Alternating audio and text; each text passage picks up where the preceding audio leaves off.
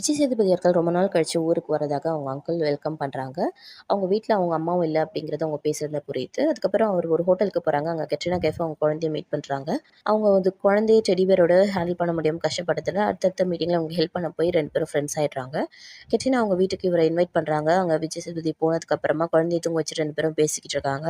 கெட்ரினா அவங்க ஹஸ்பண்ட் ஜெரம் ரொம்ப மோசமானவர் அப்படின்னு சொல்கிறாங்க. விஜய் சேதுபதி அவங்க லவ்வர் இறந்துட்டதாக சொல்கிறாங்க. அதுக்கப்புறம் 2 பேரும் ஒரு லாங் வாக் போயிட்டு ரிட்டர்ன் வந்து பார்க்கும்போது, அங்க அவங்க ஹஸ்பண்ட் ஜெரோம் சேர்ல குண்டடிப்பட்டு செத்துருக்காங்க. இந்த கிரைம் சீன்ல நம்ம மாட்டிக்கிட்டோம்னு அப்பதான் விஜய் சேதுபதி புரிஞ்சுக்கிட்டு அங்கேருந்து எஸ்கேப் ஆயிடுறாங்க. அப்புறம் ரோட்ல நின்னு டீ குடிச்சிட்டு இருக்காரு. மறுபடியும் கெட்ரினா அவங்க குழந்தையும் டெடிபியரோட பார்க்குறாங்க. ஏதோ பிரச்சனைன்னு அவங்கள ஃபாலோ பண்ணும்போது தான் அவங்க இன்னொருத்தர இந்த கிரைம் சீன்ல இன்வால்வ் பண்றாங்க அப்படின்னு புரிஞ்சுக்கிறாங்க. அங்க போய் என்ன அதான் ஆச்சு அப்படின்னு கேட்கும்போது, கெட்ரினா சொல்றாங்க, "நான் ஏற்கனவே என் ஹஸ்பண்ட கொன்னுட்டேன். இன்னொருத்தவங்கள சாட்சிக்காகவும் அத இன்வால்வ் பண்றதுக்காக தான் கூட்டிட்டு வந்தேன்" அப்படின்னு ஒத்துக்கிறாங்க. அந்த கொலைகேஸ்ல யார் மாட்டுனாங்க? இவங்க 2 பேரும் கல்யாணம் பண்ணிக்கிட்டாங்களா? இல்லையா? அப்படிங்கிறது தான் படத்தோட மீதி கதை.